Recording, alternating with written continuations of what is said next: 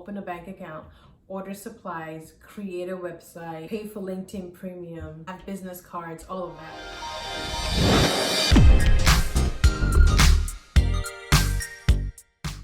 So a couple of people have asked me steps that I took before I started my own practice and how to become an entrepreneur in the legal profession, and if I had any, recommendations or things to share. So I figured I'll come on here and just do a video. That way all the questions that you're asking will be answered, and here it is. Guys, my name is Zana. Thanks for watching. Thanks for joining me here today. If you are new to my channel, welcome. I upload videos once or twice a week covering a wide variety of topics, including motherhood, career, luxury, lifestyle vlog, self-improvement, and everything in between. So you are in the right place if any of those things appeals to you. Today, I'll be sharing with you 5 things you need to do before you start your own practice as an attorney. The very first step I recommend for you to do is 1, create a niche. Know the area you're good in. You know how to say a jack of all trades, a master of none. Yes, although the full saying is really a jack of all trades, a master of none, but he's still better than he who's not a master of anything or something like that. But still, the sentiment behind that applies. Focus on one area of practice. One area of practice where you can provide value. One area of practice where you know you are good at, where you know you can work your skills, where you know you can do the research and be the best version of yourself, where you know what you're talking about, where you're educated in, where you have the experience.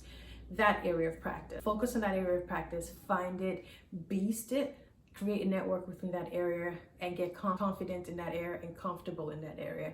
If you just want to be a general litigator, doing this, doing that, doing this, doing that, like a general practitioner, those models are not really sustainable anymore because the law changes all the time. And I can't tell you how many times as an attorney, as an employment attorney, when I have an adversary who's a jack of all trades, and I'm talking to them in court, I can detect very quickly whether or not the employment attorney is, just because of how they act, just because of what they're saying, or how they think the law works in this specific area. And it's a weakness that once I detect that, I play up my strengths and I know how to attack you, and I know how to address my concerns to them and make sure that I'm out on top. So you, on the flip side, don't want to be that person. So make sure you find an area that's best for you and work with it. 2, create a network of professionals whom you can trust.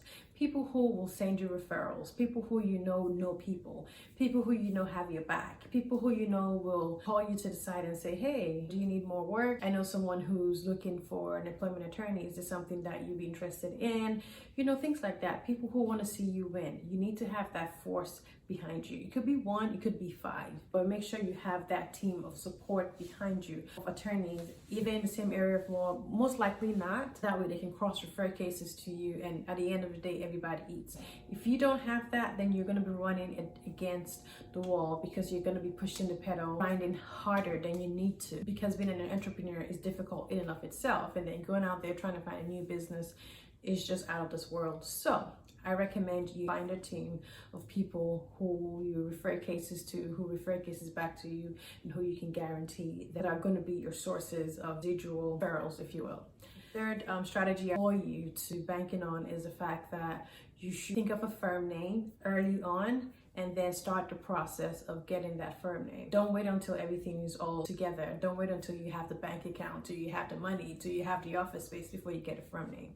I'll never forget, I was in the process of getting my firm name, and I wasn't even sure it was approved, and I was talking to my friend, Kristen, who has her own firm.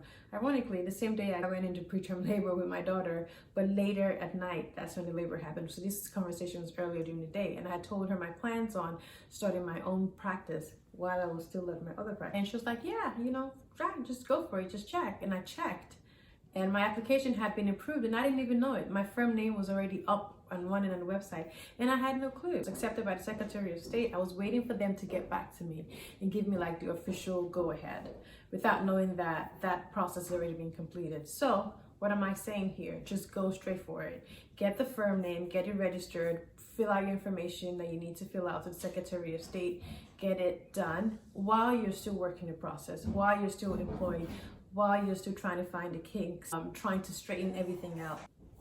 Hi. Hey, you. Liara, come say hi. Hi. Hi. Hi. You showered? Did you take a bath? Yeah. Yeah? Okay. So yeah, don't wait until you get the office or bank account or all of that before you go ahead and get the firm name. Get the firm name while you're working. Get the firm name while you're trying to figure out life. Get the firm name while you're still deciding whether or not if this is something you want to do. You can always solve a firm later if it doesn't work out for you. But I'd rather you took the steps to get in the firm name earlier on than wait until much later in the game. Okay, we are. All right, it's bedtime. All right, go with daddy, honey. I'll be there very soon. Thank you. Thanks, honey. Love you more. You want a sip? Yeah. That's the life of a mom. The next recommendation you should do while you're trying to start your own practice, at least from a legal standpoint, is to put some money aside. Okay, you need to have capital through which you can open a bank account, order supplies, create a website, pay for LinkedIn premium, have business cards, all of that. You need to put some money aside from your prior earnings, from your other earnings, and you need to funnel that cash to your law firm. I know this goes without saying, but I can't tell you how many people I've spoken with and they're like, I didn't put any money aside. I just thought that, once I start my own practice, the cash will start rolling in. Yeah, but one thing you're going to realize is that clients don't pay on time all the time. They may eventually pay, but for the most part, especially if you're doing mostly defense work like me, where you send out bills at the end of the month, you may not get paid for a couple of months. You may be behind in even sending the bills because you didn't enter your time. And without entering your time, you can't generate a bill. And without generating the bill, you can't send the bill. And without sending the bill, they can't get the bill paid. And you turn around and shoot yourself in the foot because you have nobody else to blame but yourself. And in that situation, how are you going to survive? You can also take on a new case on a contingency base, which basically means you're funding everything from filing the lawsuit to getting a process server out there. You may even need to speak with an expert and stuff like that, or messenger some documents, or go to the post office and send things. And all those processes are important, and all of that is going to come from your pocket. It's going to come from your pocket as a business owner. And if you don't have some money put aside, how are you going to fund that? You can't wait until clients come in. You also have to buy legal software. Like for me, I use Clio, and Clio is not cheap. It's a couple $100 per year. It's almost $1,000, per year. Plus, if you have additional users like an off counsel or a secretary or someone like that, then giving them access is also like $80 or $90 a month to be able to use the billing service, to be able to get research services, LexisNexis or Westlaw. It's a premium. You have to pay for that every month, and you can't be a functioning attorney without having those services. So be sure to put some money aside. How much? I would say anywhere from $10,000 to $15,000. And that's before you even get your first client, because all these things add up. Now, the good thing is that they are tax write-offs. So when you do file your taxes at the end of the year, you can write them off. The world will be happy. Everybody will be happy. Everybody's great. You get your money back and your business is running. All's well. But be sure to put some money aside. And then the last thing I'll tell you is just do it. Don't wait for things to be perfect. Don't wait for the best time. Don't worry about the fact that you're still working for your current firm or your current position, to the extent, of course, you're not limited by the provisions of a non-compete agreement or the contractual terms that prevent you from running your own practice.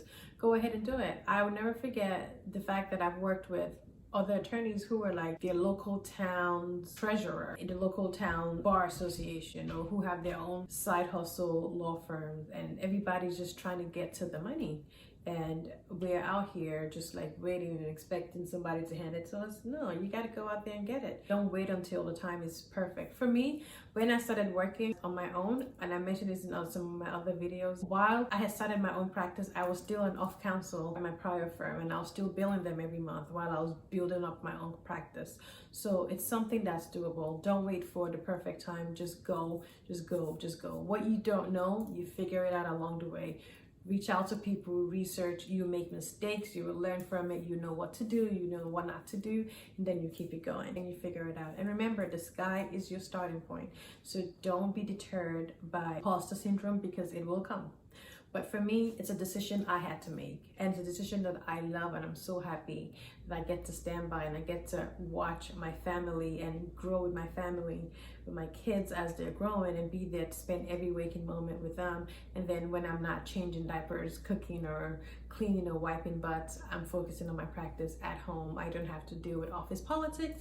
I don't have to go and drive to a physical office unless I absolutely have to, because I do have my virtual office. and I can work as late as possible. I can create my weekends the way I want it, work on weekends, work on weekdays, but also spend time with my family. I think the ability to do that has been a blessing. And if there's any silver lining from this entire COVID situation, it's me being able to do that. Okay, well, I hope that you found this video encouraging and, you know, informative on some level. If you did, please give it a nice, huge, resounding thumbs up. And don't forget to subscribe to my channel if you're not subscribed. Also follow me on Instagram. My Instagram handle is itsaneta. And I'll catch you guys in my next one. Bye, guys.